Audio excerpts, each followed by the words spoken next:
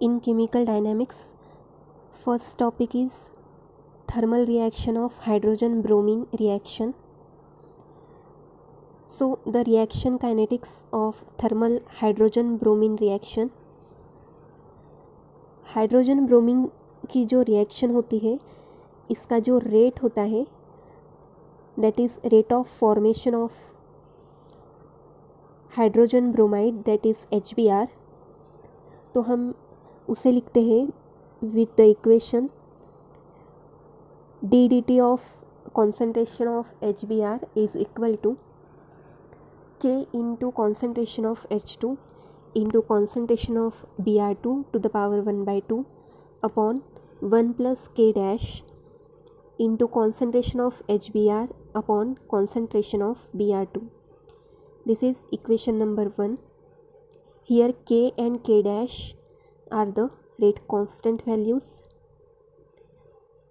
Now in this hydrogen bromine reaction there are some steps, that is chain initiation, chain propagation, chain inhibition. Firstly इस reaction में क्या होता है, Br2 molecule का breakdown होता है, मतलब सिंपल 2 ब्रोमीन एटम्स में ब्रोमीन मॉलिक्यूल का ब्रेकडाउन होगा. ये होती है chain initiation step. So first step is chain initiation, which is Br2 gives twice Br atoms. इसका रेट कांस्टेंट हम लिखेंगे K1. इसके बाद सेकंड और थर्ड स्टेप जो होती है वो होती है चेन प्रोपेगेशन स्टेप. अब इसमें क्या होता है, हाइड्रोजन ब्रोमीन जो हमारा प्रोडक्ट हमें चाहिए उसका फॉर्मेशन होता है. सो पहले चेन इनिशिएशन स्टेप में जो ब्रोमीन एटम फॉर्म हुआ था वो कंबाइन होगा H2 मॉलिक्यूल के साथ में. Then it will give HBr plus hydrogen atom. अब यहाँ पर जो हाइड्रोजन एटम फॉर्म हुआ वो रिएक्ट होगा Br2 मॉलिक्यूल के साथ. अब ये देगा HBr प्लस ब्रोमीन एटम. इनके जो रेट कांस्टेंट है ये हम लिखेंगे K2 एंड K3 रिस्पेक्टिवली.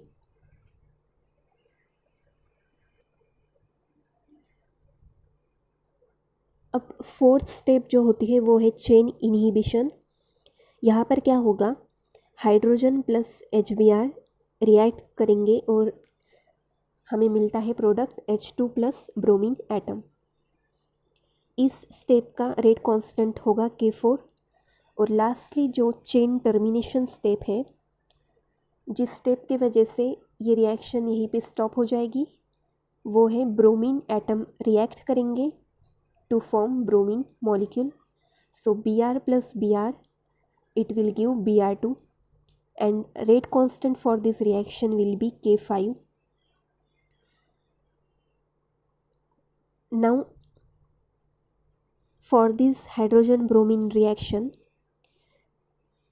सबसे पहले हम देखेंगे rate of formation of HBr. तो rate of formation of HBr हमें लिखना है.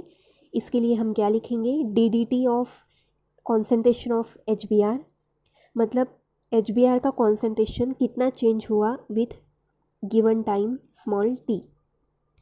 So ddt of concentration of HBr is equal to, हम कैसे लिखते हैं, जहाँ पर भी रिएक्शन में हमें HBr फॉर्म होते हुए दिखेगा वो रिएक्शन को हम यहाँ पर लिखेंगे. अब यहाँ पर सेकंड रिएक्शन में HBr फॉर्म हो रहा है.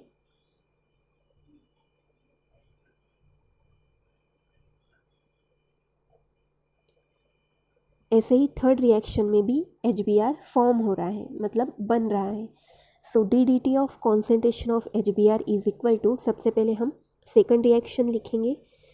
सबसे पहले हम लिखते हैं रेट कांस्टेंट. रेट कांस्टेंट क्या है उस रिएक्शन का, K2. देन हम लिखते हैं concentration of reactant. Reactant left hand side में होते हैं, मतलब ये होते हैं रिएक्टेंट.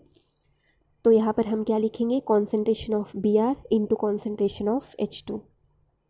इसके बाद थर्ड रिएक्शन हम लेंगे, इसका रेट कांस्टेंट लिखेंगे K3. इसके बाद में कॉन्सेंट्रेशन ऑफ रिएक्टेंट जो कि है concentration of hydrogen into concentration of Br2. तो यहाँ पर जहाँ पर भी HBr फॉर्म हो रहा है उसका हमने यहाँ पर रेट लिख लिया। अब नेक्स्ट हमें क्या करना है, डिकम्पोजिशन या consumption of HBr। So rate of consumption of HBr मतलब कहाँ पर HBr यूज़ हुआ है रिएक्शन में, मतलब उसका कंजम्पशन हुआ है। तो वो रिएक्शन है ये फोर्थ रिएक्शन, यहाँ पर HBr का यूज़ हुआ है या कंजम्पशन हुआ है। यहाँ पर रेट ऑफ फॉर्मेशन में HBr फॉर्म हो रहा था इसीलिए हमने यहाँ पर प्लस साइन लिया। अब रेट ऑफ कंजम्पशन के लिए हम यहाँ पर माइनस साइन लेंगे।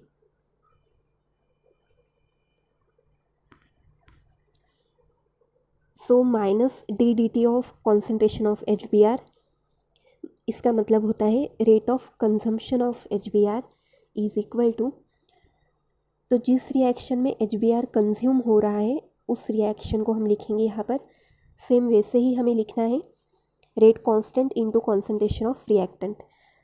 तो जो फोर्थ रिएक्शन थी उसका रेट कांस्टेंट था K4 into concentration of hydrogen into concentration of HBr।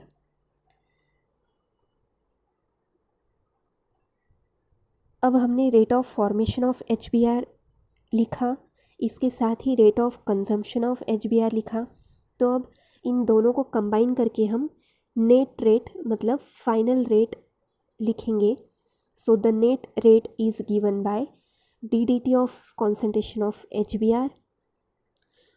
तो rate of formation of HBr जो था वो हम पहले लिख लेंगे, जो था K2 into concentration of Br into concentration of H2 plus K3 into concentration of hydrogen into concentration of Br2। ये था रेट ऑफ फॉर्मेशन। इसके बाद ये रेट ऑफ फॉर्मेशन था इसलिए हमने यहाँ पर प्लस साइन लिया। इसके बाद रेट ऑफ कंजम्पशन जो यहाँ पर था तो ये माइनस साइन हमने इस साइड ले लिया। तो यहाँ पर क्या हुआ, minus K4 into concentration of H into concentration of HBr, और इस साइड पर सिर्फ क्या बचा, डी ऑफ HBr। तो ये तो हमने यहीं पे लिख लिया। अब यहाँ पर क्या आएगा, minus K4 into concentration of H into concentration of HBr। यह है rate of consumption of HBr, इसलिए यहाँ पर हमने नेगेटिव साइन लिया। So the net rate is given by equation number 2। अब यहाँ पर इस रिएक्शन में जो हमने 1 to 5 रिएक्शन लिखी उसमें इंटरमीडिएट कौन से थे, हाइड्रोजन एटम और bromine atom, these are the intermediates. So according to steady state principle के हिसाब से rate of formation of intermediate जो भी होते हैं उनका रेट जो होता है वो होता है 0। ऐसे ही यहाँ पर भी ब्रोमीन एटम इंटरमीडिएट है तो इसका भी rate of formation of bromine ये होगा 0। इसी को बोला जाता है steady state principle, that is the rate of formation of intermediate is equal to 0। तो अब हम rate of formation of hydrogen लिखेंगे।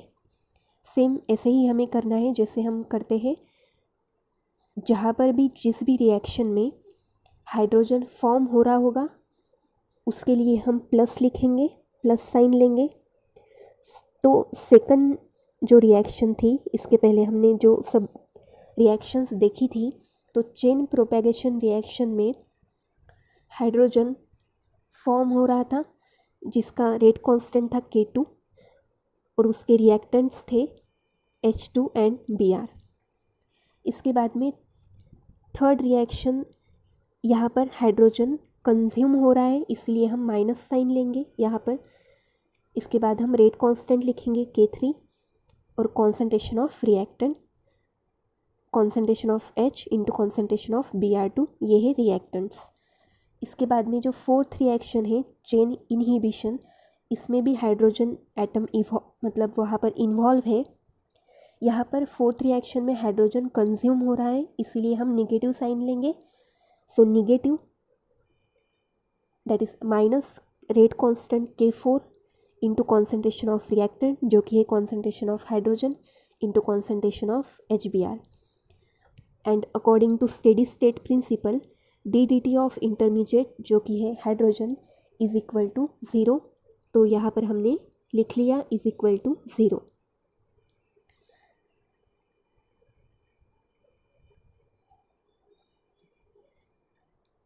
Equation number 3। Similarly bromine atom भी हमारा इंटरमीडिएट है, तो rate of formation of bromine atom हमें लिखना है। जिस भी रिएक्शन में ब्रोमीन एटम इन्वॉल्व होगा उस रिएक्शन को हमें लिखना है।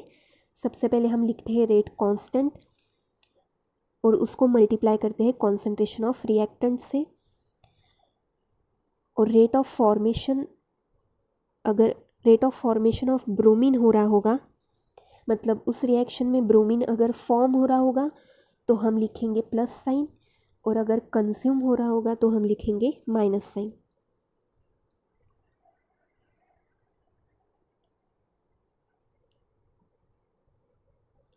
अब यहाँ पर जो 5th रिएक्शन थी वो रिएक्शन थी bromine plus bromine, rate constant था K5, it will give Br2। तो यहाँ पर हमें क्या देखना है, Br एटम को देखना है। तो Br एटम यहाँ पर क्या हो रहा है, कंज्यूम हो रहा है। तो रेट कांस्टेंट के लिए हम निगेटिव साइन लेंगे, निगेटिव साइन लिया हमने। इसके बाद हमने रेट कांस्टेंट लिखा K5। अब कॉन्सेंट्रेशन ऑफ रिएक्टेंट हमें लिखना है। तो कॉन्सेंट्रेशन ऑफ रिएक्टेंट यहाँ पर 2 ब्रोमीन एटम है, तो concentration of Br into concentration of Br। तो इसी को हम क्या लिख सकते हैं, Br²। तो यहाँ पर हमने क्या लिखा है, कॉन्सेंट्रेशन ऑफ Br²। ये रिएक्शन नंबर 5 के लिए।